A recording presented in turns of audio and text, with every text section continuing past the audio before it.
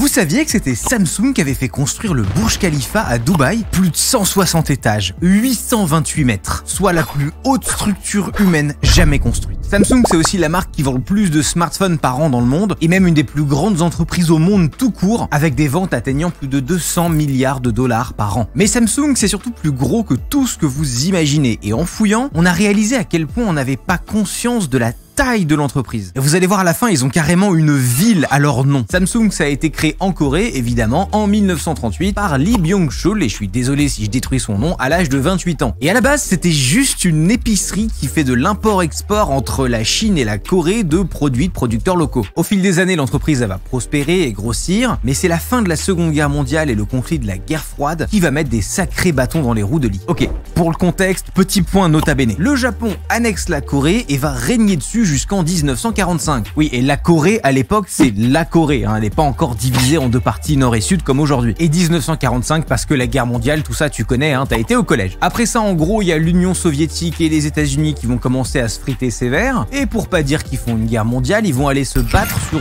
d'autres terrains, d'autres pays, pour faire genre c'est pas eux qui créent le conflit et pour pas attirer le regard de l'Occident. Parce que si ça se passe à l'autre bout du monde, hein, dans des pays que les gens connaissent pas trop, bah, c'est plus facile à ignorer. Bref, du coup, il y a l'Union soviétique qui prend la Corée du Nord, les États-Unis qui prennent la Corée du Sud, et c'est parti, ils se foutent sur la gueule vénère pendant 3 ans à partir de 1950. Et officiellement d'ailleurs, la Corée du Nord et la Corée du Sud sont toujours en guerre parce qu'aucun traité de paix n'a été signé. C'est du délire. Approximativement 3 millions de personnes seraient mortes pendant cette période de 3 ans, dont la majorité étaient malheureusement des civils, faisant la guerre qui a été la plus destructrice de la période de la guerre froide. Des centaines de milliers de personnes ont aussi été portées disparues et déportées, et tout un tas d'autres horreurs. Enfin bref, c'est important de situer ça, parce que ça va avoir un impact très important sur le pays, et on peut pas vraiment parler de l'expansion de Samsung et de cette période-là très précise en Corée sans avoir ça en tête. Bon, forcément, les conséquences sur l'économie vont être catastrophiques, mais Samsung va survivre à la guerre, et quand la paix revient, ils vont même étendre leur business en construisant notamment non pas des smartphones à l'époque, mais une raffinerie de sucre. Le top de la technologie. Et vraiment, zéro blague, hein, c'était la première de son genre qui était construite dans le pays après la guerre. Ensuite, ils vont envahir le textile en lançant la plus grande usine de filage de laine de Corée. Donc déjà, ils s'en sortent super bien parce qu'à l'époque, la Corée, c'est un des pays les plus pauvres du monde. Mais ce qui va vraiment changer la donne pour Samsung, c'est l'histoire du pays, d'où tout le contexte historique avec lequel je vous emmerde depuis le début de la vidéo. On est dans l'après-guerre, le pays se porte très mal et ça se ressent dans la situation politique à ce moment-là, qui est du coup forcément très instable. Et en 1961, un nouveau président va prendre la tête du pays par coup d'état. Il s'appelle Park Chung-hee et il va mettre en place un gouvernement autoritaire qui vise à resserrer les liens entre la Corée et les États-Unis pour booster l'économie du pays. Et pour ça, il va prendre une décision qui va tout changer pour Samsung, puisqu'il va décider d'aider les grosses entreprises coréennes à grossir encore plus. Parmi ces entreprises, Samsung recevra une énorme aide du gouvernement coréen qui va prendre plein de formes, hein, comme des prêts d'argent à des taux très avantageux, des réductions d'impôts diverses et variées, etc. Du coup, Samsung grandit et se met à proposer entre autres des assurances, et avant même la création de la partie la plus connue pour nous de Samsung, c'est-à-dire Samsung Electronics en 1969, l'entreprise faisait déjà 100 millions de dollars de recettes annuelles. Mais on reviendra un peu plus tard sur les aides de l'État. En 1966, le deuxième fils de Lee Byung-chul, qui s'appelle Lee Chan-lee, essaye de faire passer en contrebande 50 tonnes de saccharine. La saccharine, c'est un édulcorant au fort pouvoir sucrant qui avait été interdit dans plusieurs pays d'Asie pour des forts soupçons de risque de cancer. Suite à ça, Lee Byung-chul, il va être forcé de présenter sa démission et son fils aîné, parce que oui, en Corée, la tradition veut que ce soit le fils aîné qui reprenne les affaires familiales. Il s'appelle Lee Mong-hae et c'est lui qui prendra sa place en 1967. Mais les associés les plus proches de son père l'apprécient pas trop à cause de son management qui était un peu agressif. Dans ses mémoires, Lee Byung-chul ira même jusqu'à dire que son propre fils a jeté Samsung dans le chaos dans les 6 mois suivant sa prise de position. Samsung Electronics donc est né en 1969 et va sortir son premier produit dès l'année suivante. C'est une télévision noir et blanc avec un écran de 12 pouces. Et le succès va être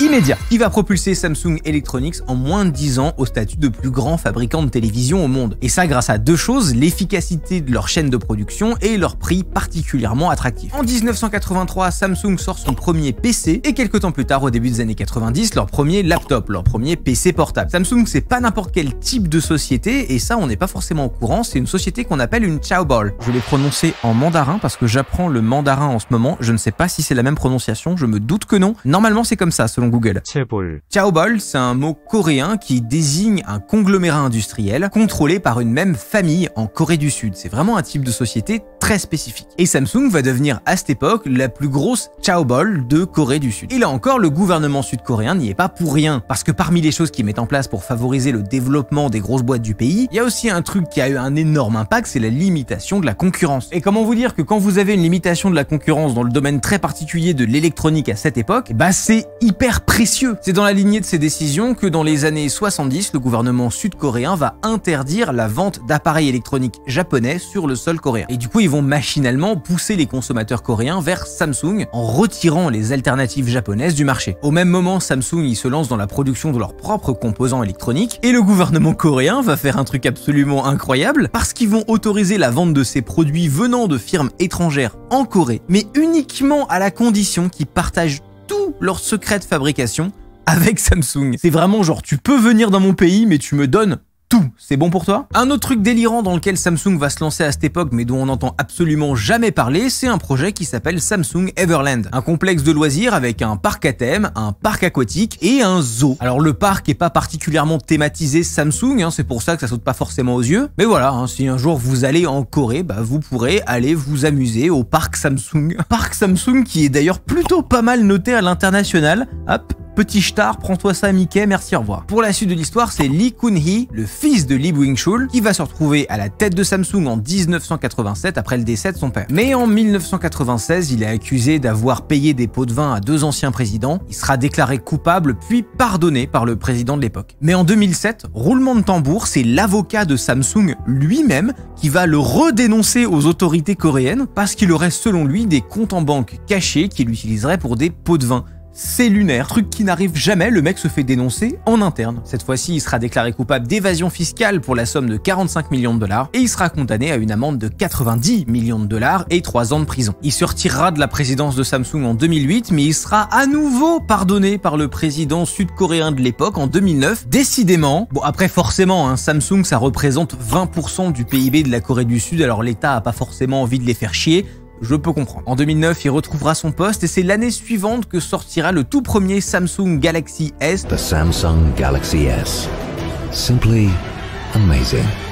Le tout premier smartphone de cette série qui va tout changer. Et c'est aussi dans cette période que Samsung va sortir un produit rigolo qui est le Samsung SGR A1. Quoi, vous avez pas entendu parler du Samsung SGR A1? C'est normal, parce que ce produit c'est pas un smartphone, mais je vais citer sa définition Wikipédia. Le Samsung SGR A1 est un robot militaire sentinelle sud-coréen conçu pour remplacer les soldats humains de l'armée de la Corée du Sud dans la zone coréenne démilitarisée à la frontière avec la Corée du Nord. C'est un système d'armes létales autonome fixe fabriqué par Samsung Techwin, filiale du groupe Samsung. Tout bonnement un soldat robot. Ça va. La suite de la saga Samsung continue en 2014 quand Lee Kun-hee fera une attaque cardiaque et que son fils aîné Lee Jae-yong prendra la relève. Il y aura une période de petites tensions et de rumeurs suite à cette situation. Rumeurs qui sont devenues plus inquiétantes ces dernières années suite à l'achat de 7,1% des parts de Samsung par l'investisseur américain Paul Singer, ce qui fera de lui le 3e plus gros investisseur du groupe Samsung. Et plus même encore quand Lee Jae-yong directement sera inculpé dans une affaire de corruption du gouvernement. Décidément, chaque génération